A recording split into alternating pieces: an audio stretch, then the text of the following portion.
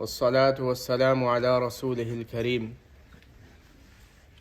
أما بعد فأعوذ بالله من الشيطان الرجيم بسم الله الرحمن الرحيم وعاشروهن بالمعروف وقال تعالى قد علمنا ما فرضنا عليهم في أزواجهم وما ملكت أيمانهم لكي لا يكون عليك حرج وكان الله غفورا رحيما وقال النبي صلى الله عليه وسلم الدنيا كلها متاع وخير متاع الدنيا المرأة الصالحة أو كما قال عليه الصلاة والسلام صدق الله العظيم وصدق رسوله النبي الكريم.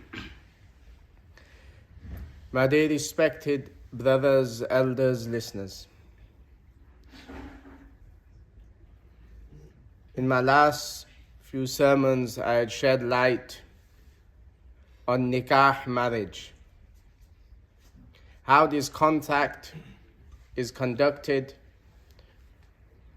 what are the Islamic teachings, and those things which are un-Islamic, which are commonly some actions that are performed during this nikah, before or after, that are un-Islamic. I discussed many points, those things which are haram, those things which are not permissible, those things which are against Sharia, that we need to refrain from and try and follow the simple principle which our deen has taught us is simplicity.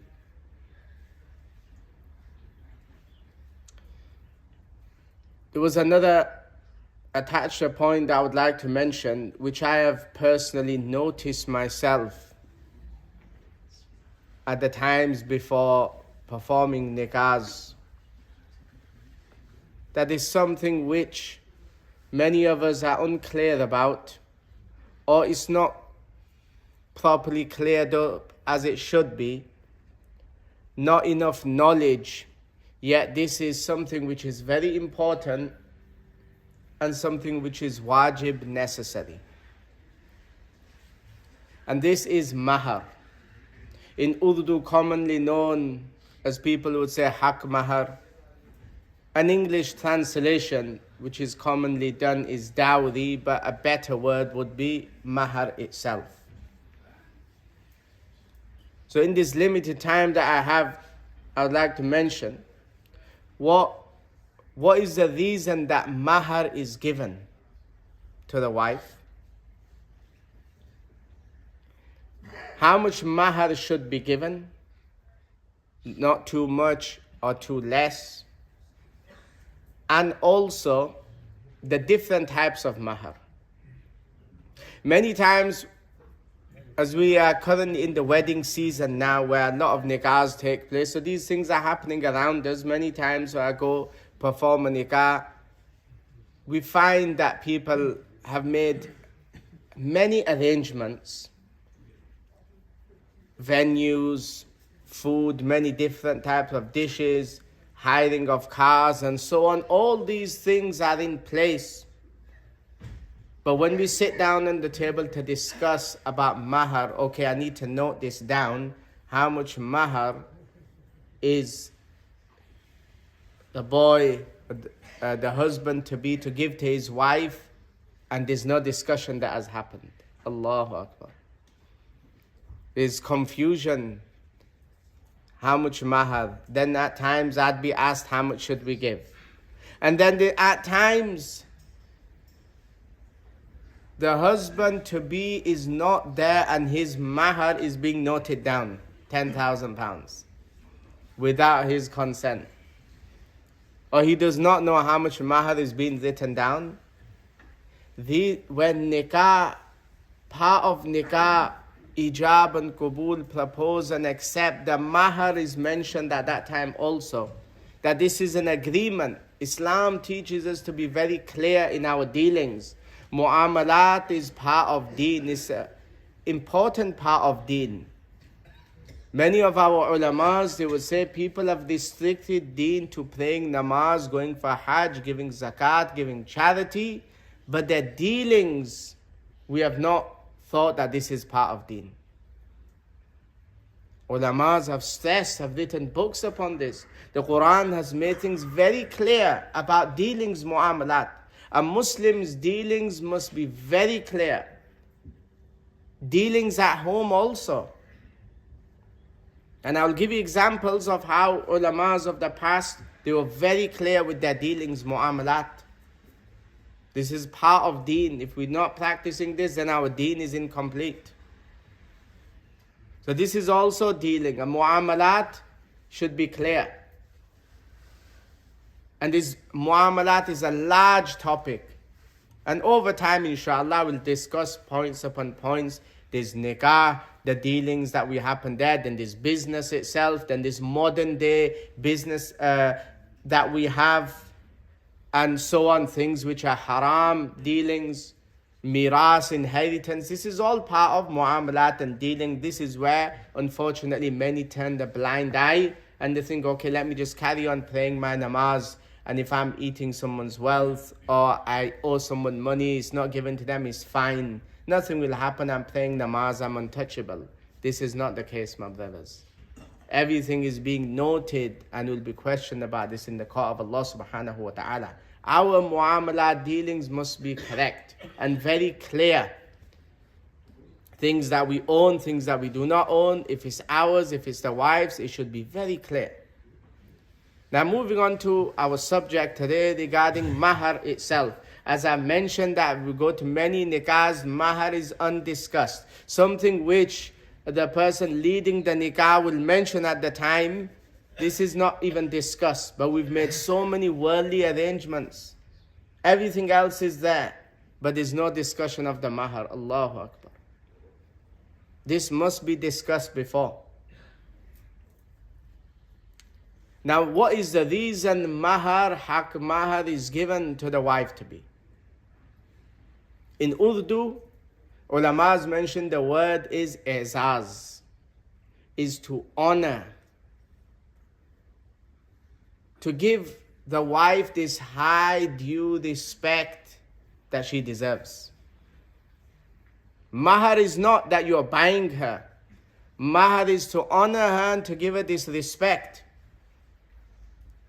And it's not something which is a choice. If you go to the shop and you buy an item, now the shopkeeper has a choice to sell you this item. The shopkeeper has a choice to give you this item for free. And if he gives you it for free, then that is fine, it's halal for you to take and accept. But in mahar, it's not the case. If you decide, okay, I will not give mahar, and the wife says, no, we'll do nikah without a mahar, no, it's not be acceptable. It's a different case where the mahar has been arranged and she has decided, okay, I forgo my mahar, I forgive you.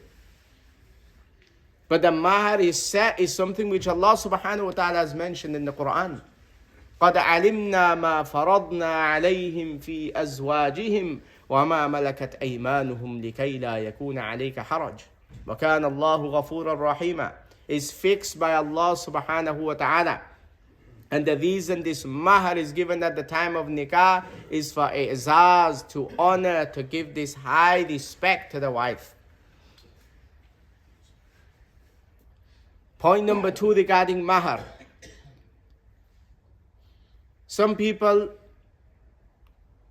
they give over mahar where the amount is too much.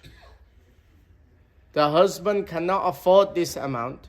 The mahar that should be given, which in reality the husband can pay and give to his wife. At times such mahar is fixed, which is not possible for the husband to give at that time, and is not possible to give within the next 5 to 10 years.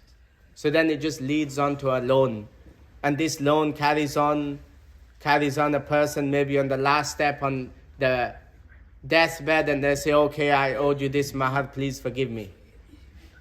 And then it's done. This is not how mahar is set. Overpriced or too much, which is unaffordable.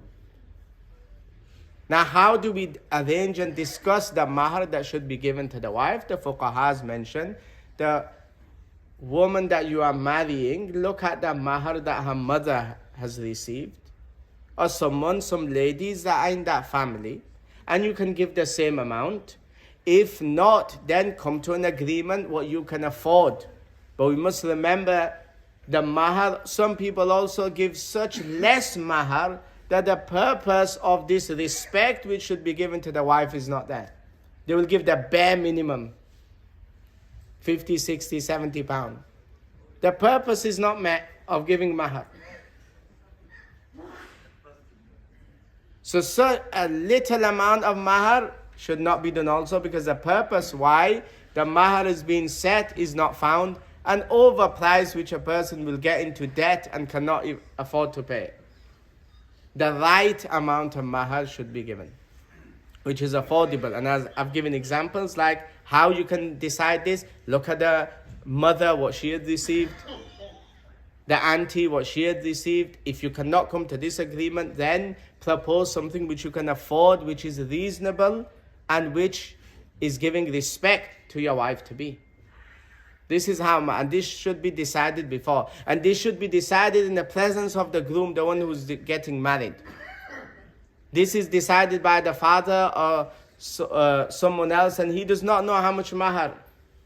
How can the husband to be not know how much he needs to give to his wife and is decided without him being present there? These are discussions that should take place before the nikah. This is the mahar that will be given. This is more important than booking venues. It's more important than doing all the extra other things. These things should be set beforehand. Now there are two types of mahar. Number one is called mahar mu'ajjal, and one with the hamza is called mu'ajjal. Mahar mu'ajjal is that type of mahar which is given immediate. Your nikah is done, and you have your mahar ready, and you hand over this mahar in your own free time when you go home. You can give this mahar, or when the wife has asked for her mahar, then you can give it to her. This will count it as immediate and cash mahar which is given. The second type of mahar is mu'ajjal with a hamza. The mahar mu'ajjal with the hamza is something which is given later. Later could be when one can afford it, but it should be an agreement. If you are giving mahar mu'ajjal with the hamza in your nikah later payment, then this should be an agreement when you will give this mahar. No agreement is done, then the end limit of this would be if there was a divorce, or the end limit would be if someone has passed away, which is death. But the mu'amalah dealing would not be clear if you have decided that you will give mahar, but you have not put a time to this. When this mahar will be given. These are all things that I'm mentioning which are commonly happening in the societies at times of nikah. Or some people, they would write mahar mu'ajjal immediate, and then they still would delay and not give after many years have gone. They have not decided if they're going to give it then. They're not decided if they're going to give it later. They just leave this hanging. So these are the two types of mahar which should be decided. Ideally, you got the first option, give it straight away. It doesn't have to be given in the hall. You can give it later on when you're free from all your duties. And then you can give the mahar, it's fine. But it should be clear, the mu'amalah dealings should be absolutely clear. So what two things I've mentioned which misunderstandings regarding mahar that take place, which is very important that we need to understand. Number 3, at the time of nikah and marriage, from the wife's side as a husband's side, there is jewelry or gold that is given to the wife or husband. This should be clear. Why are you giving this? Number 1, is it given to her as her mahar? Number 2, is this a gift? Number 3, Are you just giving it to her to borrow, just to put it on for the wedding? What is the reason? These things, they may seem odd, but they lead later to fights and arguments. When it comes to separation, if it comes to divorce, if it comes to miras, inheritance to be distributed, and it's uncertain, is the wife ownership of this or is the husband the ownership of this? It's unclear, and whoever has it in their possession, just accept and take. This gold that is given, is it given as a gift? Make this clear. Or is it given, you're just giving it to borrow? So if it's a gift, you should make it clear that this is a gift for you. If it's mahar, it should be clear this is your mahar. And from time to time, husband gives gifts to their wife, it should be clear. Sometimes a husband has not given the mahar, something which is wajib. But after some time, he buys his wife some gifts and so on. This is optional, rewarding, but the mahar is not being given.